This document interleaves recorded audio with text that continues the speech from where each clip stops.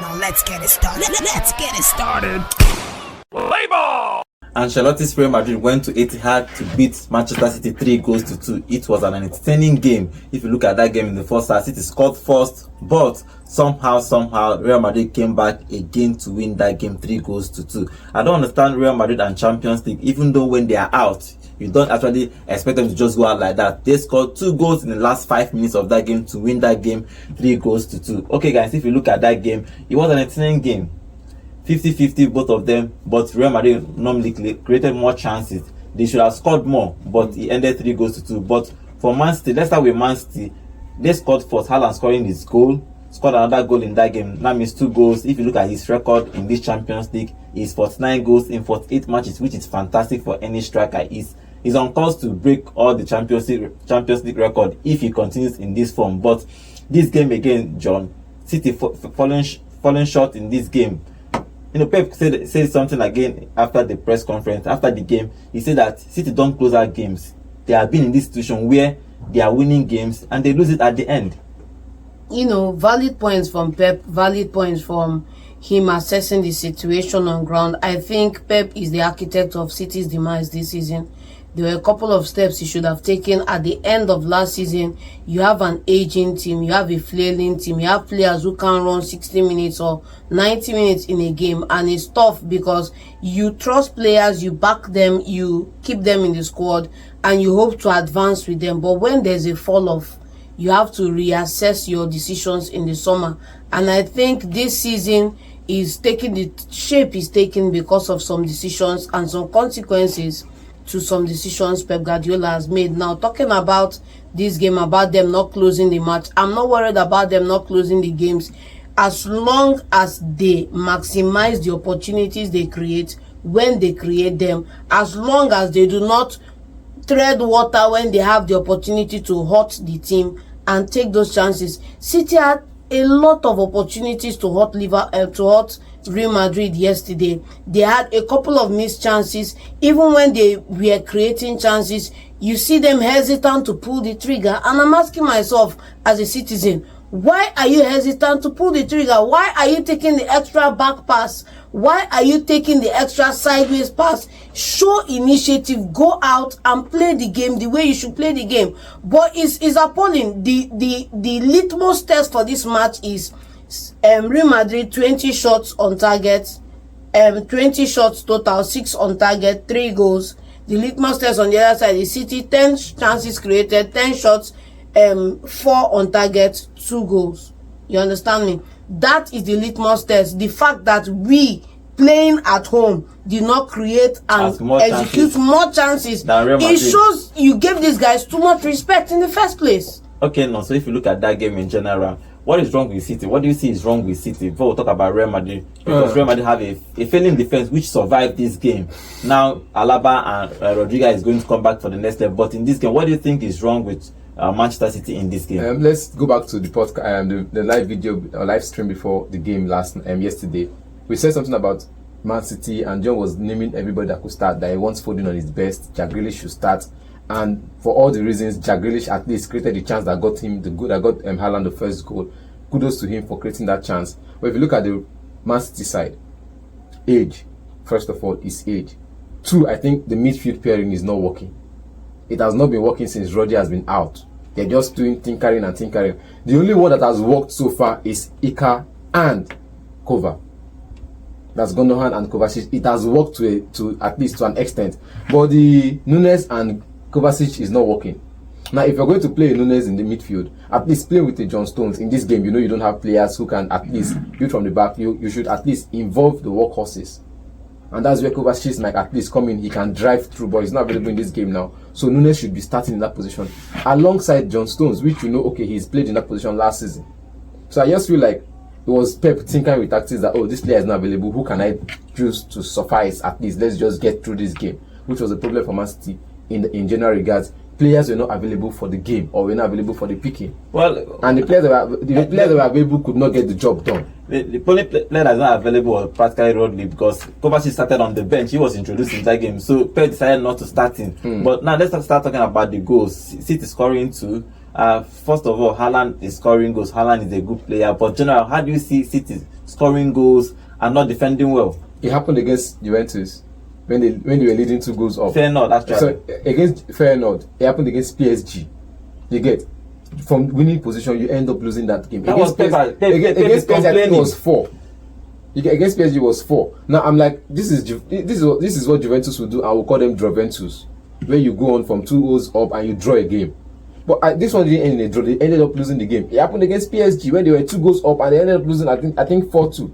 So it's about the question of, can they manage themselves for the 90 minutes? It's 90 minutes football. Okay, let's not talk 45 minutes, not 50 minutes football. And for Man City, all of this season, they've been good for 60 minutes. And after that, they just drop off. Okay, John, let's talk about Real Madrid and Ancelotti. Let's start with their defense.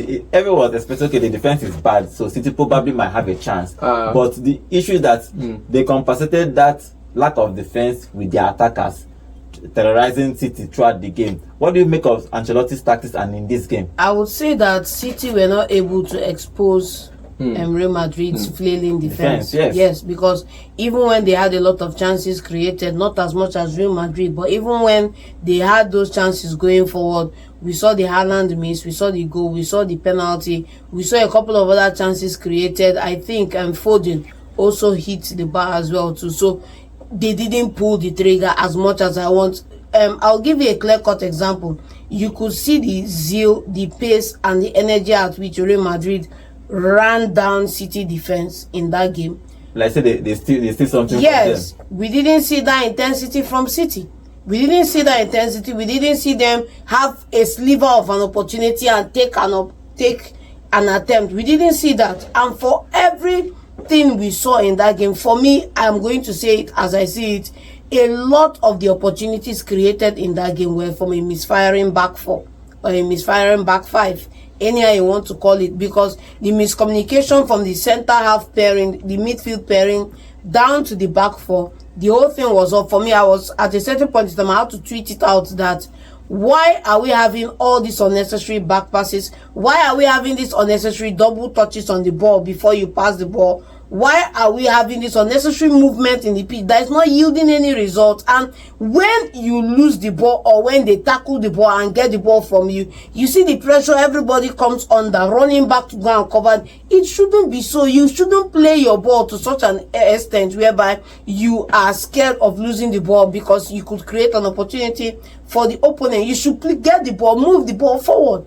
Okay, Put the ball forward. That's all I was asking for yesterday. Real Madrid did well. Ancelotti with his tactics. He started with 4-4-2. Jude playing from the left in that game. Then Vini and Mbappe as the 2 striking partners, and it worked. When I talked about coaching and tactics, I said something about anti-positional play. The principles of anti-positional play. That was what happened yesterday. You see, the normal positional plays. You're playing a right back. You're playing a left back. You're changed to that position. You go forward. You are allowed to go forward. But please track back immediately you lose the ball. Valverde started as a right back yesterday. You have Asensio and Tchouaméni in defense. Then in the left you have Mendy. In midfield you have Dani Ceballos who has not started games in I don't know the last time he started a Real Madrid game, but he started against Man City, which means they needed the legs to run around. Dani Ceballos and Camavinga coming back from injury. Eduardo. Now in the other side you have in the front 4. I'm not going to say the front. This is the midfield. Camavinga and Danny Boy. Then you have a Jude Bellingham, a Rodrigo on the right, Jude Bellingham on the left. The 2 pacey players, they are the fastest players in Real Madrid attack right now. Vinicius and Kylian Mbappe. You get the fastest players. So whenever they get the ball, get them on the break. Real Madrid, Man City always play high line.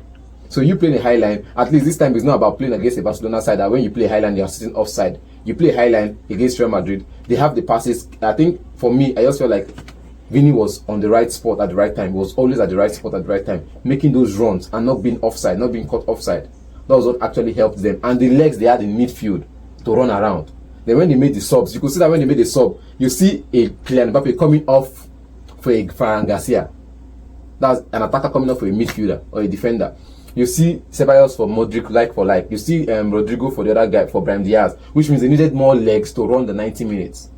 You get, and Brahim Diaz coming in, he got his goal. It was because they had the legs to run.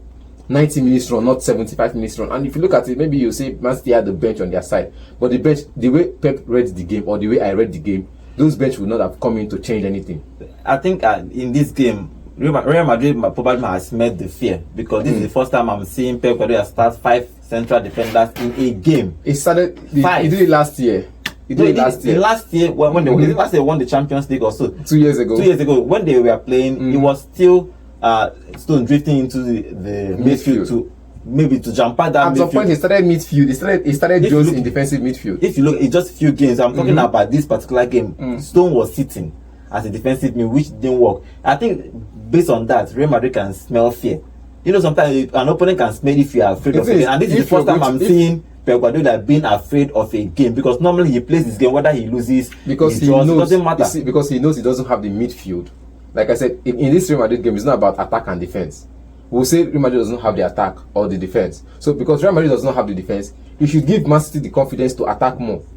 There's a KDB, there's a Savinho, there's a Grealish that is starting. You should give them the confidence to attack more. But looking at the midfield, they have the legs to run around. KDB does not have that leg anymore.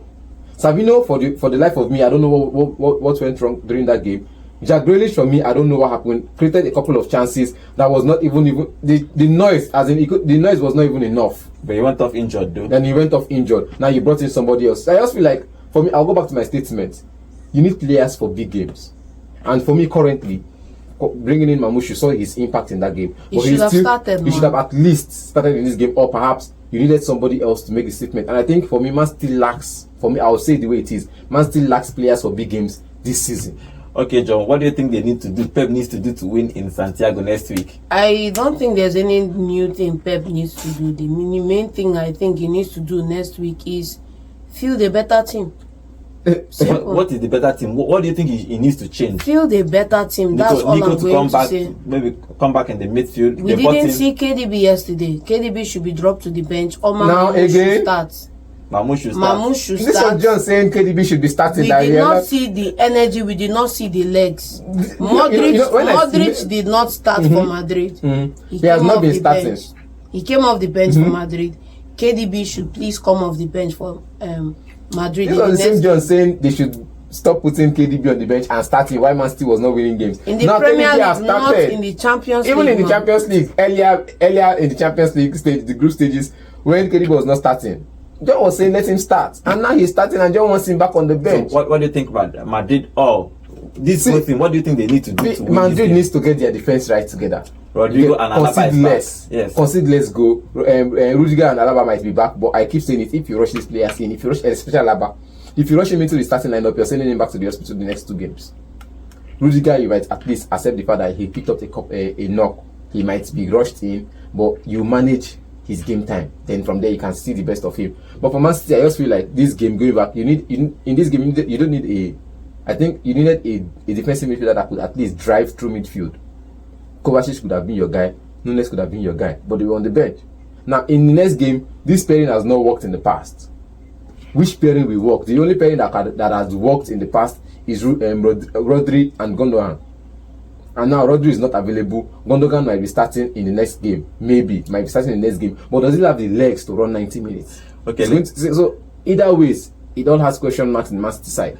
Okay, let's see what happens in next week. That game ended 3-2 in favor of Real Madrid. They won that game at the Etihad. Now Man City has to go to Santiago Bernabeu next week and find a way somehow to win that game. Anything short of a win, they are out of the Champions League. You know, Pep before this game said that this particular game will determine how City will end this season, but they have lost the first game. I think probably next week you need to take risk. Pep has to take risks. Probably start Mamouche. Still the younger team. Pass Mamouche, start Nico. If you lose, you lose. If you win, you win. But it needs to go out. Anything you see, you take. But I think that's what he's going to do, because this is going to be the game of their life this season. Because this is practically the only opportunity for them to win big silverware, apart from the FA Cup though. But this Champions League is Champions League. They are going to away to Santiago next week to see if they can turn this game around and win or knock out Real Madrid to enter the next round of this competition.